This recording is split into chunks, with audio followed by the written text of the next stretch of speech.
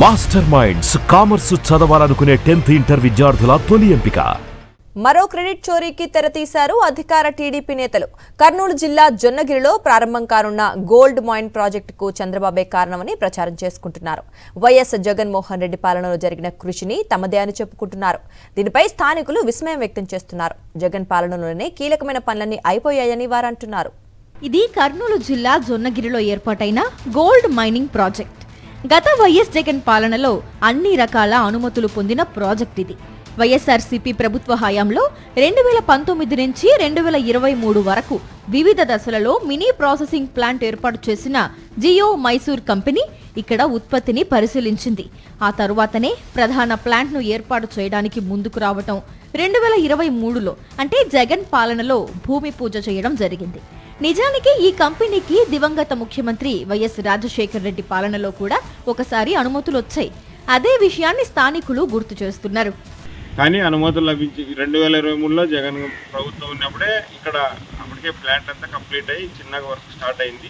ఇప్పుడు దాన్ని ప్రారంభోత్సవానికి పెట్టినారు. కానీ ఇంతకుముందే దాని పనులన్నీ అయిపోయినాయి. గత 20 సంవత్సరాల నుంచి బాగా ఫాస్టింగ్ జరిగింది. ఇప్పుడు అందరు రైతులందరి సహకారంతో వాళ్ళు కూడా జియో మైసూర్ సంస్థ వాళ్ళు కూడా మాకు బాగానే సహకరించినారు. ఎప్పుడు లేదు, రాజశేఖర రెడ్డి గారి గవర్నమెంట్లోనే ఇది అనుమతులు మంజూరైనాయి. 2019 అంటే అప్పుడు ఇది వైఎస్ఆర్ గవర్నమెంట్ ఉంది. అప్పుడు స్టార్ట్ అయింది. 2023 క్లోజ్ అయింది, కంప్లీట్ చేసినారు సర్వే. 23లో మళ్ళీ శంకుస్థాపన చేసినారండి.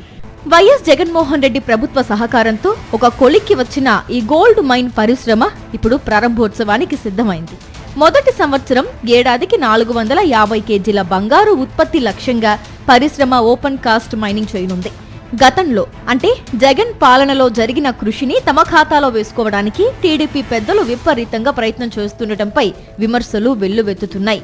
మైనింగ్ ప్రాజెక్టు ప్రారంభోత్సవం సందర్భంగా కర్నూలు బంగారు గనులు నా ఘనతే తమ్ముళ్ళు అని చెప్పడానికి చంద్రబాబు సిద్ధమవడం విస్మయకరంగా ఉందని ప్రజలు అంటున్నారు. రాజశేఖర రెడ్డి గారు ఉన్నప్పుడే పర్మిషన్ వచ్చాయి. తర్వాత ఇప్పుడు 2019 నుంచి 2023 వరకు చిన్న ప్లాంట్ ఏర్పాటు చేసి ఆ ప్లాంట్ ద్వారా వాళ్ళ ఉత్పత్తిని తీసి దాన్ని బెంగళూరుకు పంపించి అది ఓకే అయిన తర్వాత 2023లోనే పెద్ద ప్లాంట్కు శంకుస్థాపన చేసినారు. ఇది ఇప్పుడు కంప్లీట్ అయిన ఇప్పుడు వీళ్ళు ఓపెన్ చేయడానికి వస్తున్న ప్లాంటు 2023లోనే శంకుస్థాపన చేయడం జరిగింది.